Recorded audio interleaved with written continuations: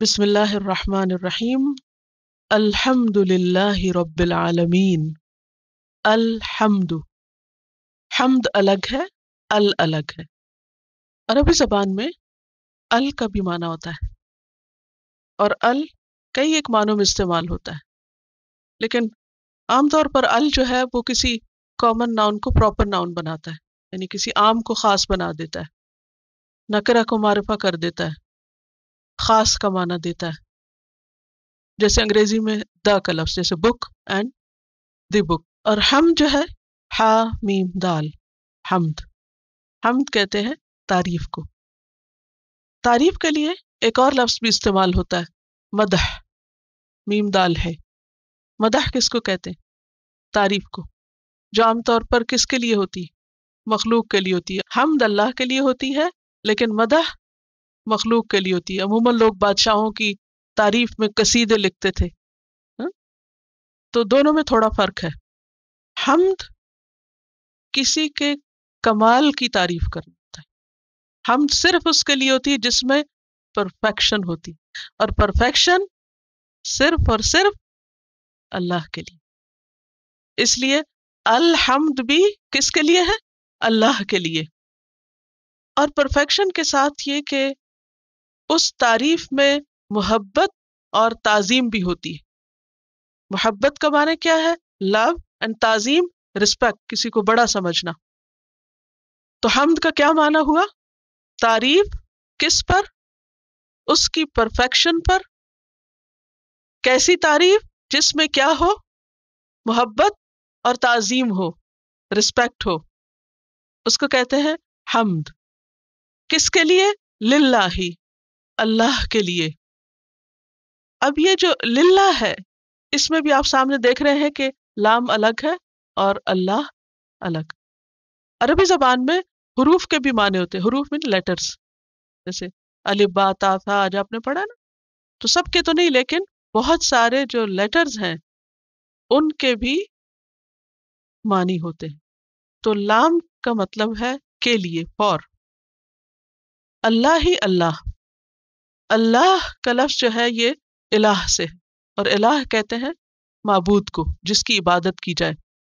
ویسے الہ کا معنی ہوتا ہے عربی میں حیران کر دینا، اور مألوہ وہ چیز جس پر انسان حیران ہو جائے، جس میں عقل گم ہو جائے۔ اللہ سبحانہ و تعالی ایسا معبود ہے کہ جس کو ہم نہ دیکھ سکتے ہیں، لیکن اس نے اتنا کچھ بنا رکھا ہے، اس کی اتنی زیادہ کریشن ہر طرف پھیلی ہوئی ہے کہ جس کو دیکھ دیکھ کر ہماری عقل گم ہو جاتی۔ پہلے آپ لفظ سمجھ لیں، پھر حیران پریشان ہوں گے۔ اس سے پھر الہ کا مطلب سمجھ آتا ہے کہ واقعی وہی معبود ہے، وہی حمد کے قابل ہے۔ تو الحمد للہ، ساری حمد، خاص حمد، تعریف صرف اللہ کے لیے ہے۔ اس کا کیا مطلب ہے؟ کسی اور کے لیے ہمیں تعریف نہیں کرنی چاہیے، کسی کی تعریف نہیں کرنی چاہیے۔ تعریف کرنا منع ہے، آپ کو اپنے بچے کی تعریف نہیں کرنی چاہیے۔ ہاں؟ ہم تو یہ کہہ رہے ہیں ساری تعریف اللہ کے لیے اور خاص تعریف اللہ کے لیے، اور ابھی ہم کہہ رہے ہیں کہ پتہ نہیں بچوں کی تعریف کرنی چاہیے نہیں، یا کسی کی بھی خوبی کی تعریف کرنی چاہیے نہیں، یا اللہ کے سوا کسی اور میں کوئی خوبی ہے بھی یا نہیں۔ فرق کیا ہے؟ What's the difference? اللہ کی ذات کیسی ہے؟ پرفیکٹ، لہذا اس کی تعریف بھی کیسی؟ پرفیکٹ۔ اللہ کی باقی مخلوق میں بھی خوبیاں ہیں۔ ایک پھول کو دیکھ کے اس کی تعریف کریں گے یا نہیں؟ آسمان کا اچھا رنگ دیکھ کے تعریف کریں گے یا نہیں؟ کسی انسان کو دیکھ کے، کسی بچے کو دیکھ کے، ہم دن میں پتہ نہیں کتنی دفعہ تعریف کرتے ہو۔ تعریف کرنا اسلام میں منع نہیں ہے، لیکن مخلوق کی تعریف ویسی نہیں جیسی اللہ کی تعریف۔ مخلوق کی تعریف بعض اوقات صرف ایک وقتی جذبے کے تحت بھی ہوتی ہے، حقیقی نہیں ہوتی۔ بعض لوگ تو جھوٹ بھی شامل کر لیتے ہیں تعریف، بٹرنگ کرنا، چاپلوسی کرنا، خوشامد کرنا۔ یہ سارے لفظ کہاں سے آئے؟ ان کی کوئی حقیقت ہے نا؟ ہاں؟ یہ سب بندوں کے لیے اور دنیا کی چیزوں کے لیے تو ہو سکتا ہے، مگر اللہ کے لیے ایسی کوئی چیز نہیں۔ وہاں کیا ہے؟ حمد۔ اور حمد کیسی تعریف ہوتی ہے؟ جو کسی کی پرفیکشن پر ہو اور اس میں محبت اور تعظیم ہو، کوئی جھوٹ نہ ہو، کوئی مبالغہ آرائی نہ ہو۔ دنیا میں ایگزیجریشن بھی ہوتی ہے نا، بعض اوقات کوئی اتنا قابل نہیں ہوتا لیکن ہم ضرورت سے زیادہ اس کی تعریف کر دیتے ہیں، حالانکہ وہ اس کے قابل ہی نہیں ہے۔ ہاں؟ ایسا ہوتا ہے نا، لیکن اللہ کی تعریف ان سب سے مختلف ہے۔ الحمد، سب تعریف، پرفیکٹ تعریف، جس میں محبت بھی ہماری شامل ہے اور تعظیم بھی شامل ہے، اور مکمل تعریف ہے جو کسی خوف کی وجہ سے نہیں، کیونکہ بعض اوقات انسانوں کی تعریف کس لیے کر دیتے ہیں؟ خوف سے۔ مثلا اگر آپ کو پتہ چلے کہ آپ کو مارے گا، یا جیسے بچہ، بعض اوقات بچوں کی میں اس لیے زیادہ باتیں کر رہی ہوں کیونکہ آپ خواتین ہیں زیادہ تر، یا گھر میں اگر آپ بڑی بہن بھی ہے تو ہو سکتا ہے چھوٹے بہن بھائی ہوں یا بچے ہوں، بچے سب کو پیارے لگتے ہیں، اس لیے وہ ہر ایک کو سمجھ آنے والی بات ہے۔ اچھا، بعض اوقات ایسا ہوتا ہے کہ آپ کو ڈر ہوتا ہے کہ بچے نے کوئی غلط چیز اٹھا لی ہے اور وہ پھینکنے لگا ہے، تو آپ اس کو روکنے کے لیے کیا کرتے ہیں؟ کتنے اچھے ہو تم تو کبھی ایسے نہیں کرو گے، لیکن اس وقت آپ ڈر کے مارے اس کی تعریف کر رہے ہیں تاکہ آپ اس کے شر سے بچ سکیں۔ اللہ کی تعریف ایسے نہیں ہوتی، کیونکہ اللہ تو الرحمن الرحیم ہے۔ تو الحمد للہ، پرفیکٹ تعریف، محبت والی تعریف، تعظیم والی تعریف، اس کی عظمت پر مبنی تعریف، سچی تعریف، حقیقی تعریف، ساری کی ساری تعریف للہ، بس اللہ کے لیے ہے، اور اس کے علاوہ کسی اور کے لیے ہے تو حمد نہیں ہے، مدح ہے، مدح، بس پریز ہے، سمپل سی پریز۔ مشکل یہ ہے کہ نہ اردو میں، نہ انگریزی میں، نہ دنیا کی کسی اور زبان میں حمد کے مقابل لفظ ہے ہی نہیں جو یہ معنی دے آپ کو سارا۔ آپ جائیے انگریزی کی ڈکشنری کھولیے اور پریز میں دیکھیے یہ سارا معنی پایا جاتا ہے جو حمد میں؟ نو۔ اردو میں تعریف؟ نو، بہت ہی پھیکا لفظ ہے تعریف۔ تو جب ہم صرف ترجمہ پڑھتے ہیں نا تو قرآن پھر اندر نہیں اترتا، وہ لطف نہیں آتا، پھر وہ ہمارے رگوں میں نہیں سماتا۔ اس لیے ضروری ہے الفاظ کی گہرائی میں جانا۔ What does it mean؟ حمد ہے کیا چیز جو ہم بغیر روح کے، بغیر سوچے، بغیر سمجھے بس کہہ جاتے الحمدللہ الحمدللہ الحمدللہ، اور نہ دل میں خیال آتا ہے کہ اللہ کی تعریف ہو رہی ہے اور نہ ہی کوئی دماغ میں چیز آتی ہے، اور بس صرف زبان بول رہی ہے اوپر اوپر سے۔ اب دیکھیں، تعریف کرنے میں مزہ آتا ہے نا، تعریف سننے میں تو خیر سب کو ہی آتا ہے لیکن کرنے میں بھی آتا ہے یا نہیں؟ جب آپ کسی اچھی چیز کو دیکھتے ہیں اور آپ خوش ہو کر اپنے جذبات کا اظہار کر رہے ہوتے ہیں، تو اسی طرح تعریف کرنا ہماری ضرورت ہے۔ قرآن کا آغاز اسی سے ہو رہا ہے، الحمدللہ۔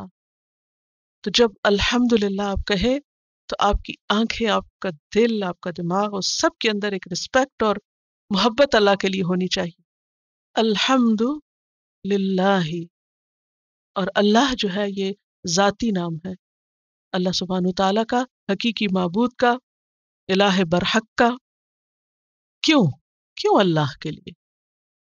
کیوں؟ اس لیے کہ رب العالمین، وہ رب ہے تمام عالمین کا۔ اب یہاں پر آپ دیکھ رہے ہیں انالیسس کیا تو رب کا لفظ را با با ہے اس کا روٹ۔ تو رب یا ربو کا معنی ہوتا ہے تدریجاً نشو نما کرنا، گریجولی اینڈ سلولی کسی چیز کو پروان چڑھانا۔ اس کی مثال ہے جیسے ایک بیج سے درخت کا بننا، کتنا ٹائم لگتا ہے؟ ایک سیڈ ٹری میں کب کنورٹ ہوتا ہے؟ How much time it takes? اور ہم ایک دن میں کاٹ کے اس کا فرنیچر بنا لیتے ہیں۔ تو رب اس کو کہتے ہیں جو خالق بھی ہے، مالک بھی ہے اور مدبر بھی۔ رب کو عربی میں 3 چیزوں سے ٹرانسلیٹ کیا جاتا ہے۔ وہ تو پہلے جو میں نے معنی بتایا نا، وہ ڈکشنری میننگ ہے، لفظی معنی ہے رب یا ربو کا، لیکن رب کا لفظ جب اللہ کے لیے استعمال ہوتا ہے تو اس کا کیا مطلب ہے؟ خالق، مالک، مدبر۔ بس یہ 3 لفظ آپ نے رٹ لینے ہیں کیونکہ یہ بار بار آئیں گے، آگے بھی بار بار پوچھوں گی کیا معنی ہے رب کا، پھر آپ بھولے گا نہیں۔ خالق کا کیا مطلب ہوتا ہے؟ پیدا کرنے والا۔ مالک، اون کرنا، کسی چیز پر پورا اختیار رکھنا، اس پر قابو پانا۔ اس کتاب کی میں مالک ہوں، آپ لیں تو صحیح، یعنی میرا اس پر اختیار ہے، میں چاہے تو اس پر رنگ رنگ سے لکھوں، جو مرضی کروں۔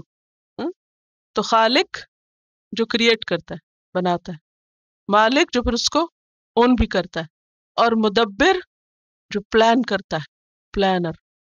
سارے امور کا۔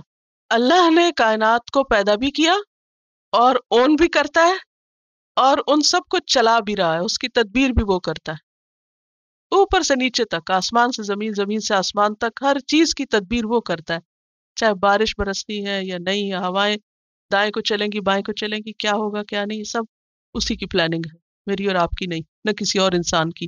لوگ ہمیں ویدر فور کاسٹ تو بتا سکتے ہیں مگر اس ویدر کو تبدیل نہیں کر سکتے۔ اگر کوئی مصیبت سر پہ آ رہی ہو، سیلاب آ رہا ہو، تو اس کا کوئی علاج نہیں ہے ان کے پاس۔ ربا یا ربو، ربن کا معنی ہوتا ہے آہستہ آہستہ کسی چیز کو پروان چڑھانا، لیکن رب کا لفظ جب اللہ کے لیے استعمال ہوتا ہے تو معنی ہوتا ہے خالق، مالک اور مدبر۔ رب صرف وہی ہے، اللہ ہی ہے، اللہ ربنا، کیونکہ کوئی اور انسان ہمارا خالق نہیں، نہ وہ ہمیں اون کرتا ہے۔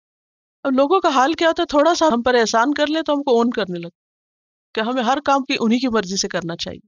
نہیں، ہمیں ہر کام صرف اللہ ہی کی مرضی سے کرے، کیونکہ وہی بس ہم کو اون کرتا ہے۔ رب عربی زبان میں عورت کے لیے ربۃ البیت کا لفظ آتا ہے، ربۃ البیت، یعنی عام انسانوں کے لیے بھی یہ لفظ عربی زبان میں پہلے سے استعمال ہو رہا تھا۔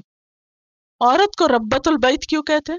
کیونکہ مینیجر ہے گھر کی، تو وہ اس کے لفظی معنوں میں ہے اور اس کی مینجمنٹ ناقص ہے، جبکہ رب کی مینجمنٹ جو ہے اور اس کی پلاننگ اور اس کی کریشن جو ہے وہ ان لمیٹڈ ہے۔ دیکھیے ہمارا حال کیا ہے، ایک گھر کو چلانا ہے مشکل، ایک دن سب ٹھیک کر کے رات کو ہر چیز اپنی جگہ پہ رکھ کے سوتے ہیں، سب ٹھیک ہو گیا، سویرے اٹھتے ہیں پھر وہی حال ہوتا ہے، جتنا مرضی پلان کر لیں، جتنی چاہے گھرداری سیکھ لیں، جتنا چاہے وقت لگا لیں، کچھ نہ کچھ گڑبڑ رہتی ہے، کچھ نہ کچھ چھوٹ ہی جاتا ہے، سارے ٹاسک پورے نہیں ہو پاتے۔